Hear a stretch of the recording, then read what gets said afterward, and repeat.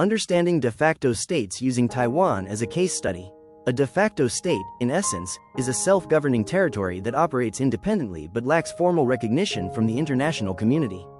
These states often function with economic autonomy but depend heavily on the military or political influence of a powerful patron state. What makes de facto states volatile is their geopolitical entanglements. When these regions start forming deep alliances with rival powers, it is often perceived as a direct threat to the sovereignty and security of the parent state. For instance, Ukraine's refusal to accept the Minsk Agreement in 2015 intended to grant autonomy to the Donbas region stemmed from fears that Russia, already influencing the region, would gain full control if autonomy were granted. Historical evidence shows that the Donbas, though demographically more Ukrainian, was reshaped under Stalin's regime through population displacement and resettlement of ethnic Russians. Taiwan stands out as the most geopolitically significant de facto state today. But its case is far more intricate than most others. A complicated colonial history. Taiwan's history is deeply layered. Originally inhabited by indigenous tribes like the Paiwan, Macatao, Taiwan, and Dao, the island saw waves of colonization by the Dutch, Spanish, Japanese, and Chinese across centuries. In 1622, the Dutch East India Company tried to colonize Penghu but were repelled by the Chinese. They eventually established Fort Zeelandia in the south in 1624. Chinese forces under the Ming loyalist Koxinga, Zheng Chegong, later expelled the Dutch in 1662, after which Taiwan was briefly governed by his son until it fell under the Qing dynasty in 1683. Following the First Sino-Japanese War, Japan took control of Taiwan in 1895. Under Goto Shinpei, Taiwan experienced reforms in education and infrastructure, and Japanese integration policies were implemented, seen by many as a rare, relatively stable period in Taiwan's colonial past.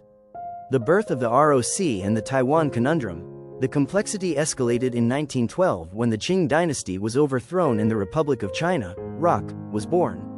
In 1949, the Chinese Civil War ended with the communist takeover of mainland China. The Kuomintang-led ROC government fled to Taiwan, establishing Taipei as its provisional capital. Note that the ROC had the support of the West. This can be seen as the reason there was no pullback from establishing such a government in Taiwan.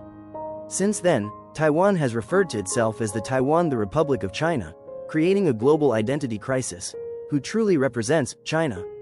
In 1971, the United Nations officially expelled the ROC and recognized the People's Republic of China, PRC, as the legitimate government of China. This decision dealt a major blow to Taiwan's sovereignty claims and reinforced its de facto status, independent in operation, but not officially recognized as a state. Post-World War II and U.S. involvement, Taiwan's fate shifted dramatically after World War II. Though the Treaty of San Francisco, 1951, required Japan to relinquish its claim to Taiwan, it didn't specify who would inherit the island. China swiftly established administrative control, appointing Chen Yi as chief executive. Note that China, Russia, UK, France and US were the allied force. It can also be inferred as the reason there was no confrontation to this. In 1947, the brutal suppression of a protest following the beating of a local woman by government forces led to what is now known as the 228 Massacre, where tens of thousands of Taiwanese were killed under Chen Yi's orders. The US, shocked by the violence, had Chen Yi removed, and Taiwan entered a period of martial law that lasted until 1987. US policy toward Taiwan, a long-standing balancing act, the Taiwan Relations Act of 1979, enacted by the House after the US severed formal diplomatic ties with Taipei by President Jimmy Carter. The acts assured continued American support for Taiwan's self-defense. This act is the legal foundation behind current US arms sales and military assistance to Taiwan, and the basis on which Nancy Pelosi frames her staunch support and Trump transactional and ambiguous support. It should be noted that President Richard Nixon in 1972 laid the foundation for Sino-America formal relationship in a bid to milk the Sino-Russia ideological divergence. His goal was to align with China so as to isolate Russia at the expense of the long democratic ally Taiwan. By January 1, 1980, the Sino-America Pact was implemented under the regime of Jimmy Carter. This placed Taiwan in a controversial position, being sly by the president and supported by the House. One can infer that China's claim on Taiwan is justifiable, especially with their historical ties. It should also be known that the Taiwanese never for once see themselves as the Chinese. maybe recently that they're beginning to lose hope in a full-fledged nation of their own. Trump's stance on Taiwan. In 2025, as president, Trump was ambiguous about defending Taiwan, often stating that Taiwan should pay for its defense. For example, in a 2024 Bloomberg interview, he said, "Taiwan should pay us for defense. You know, we're no different than an insurance company," indicating a transactional approach rather than a protective one.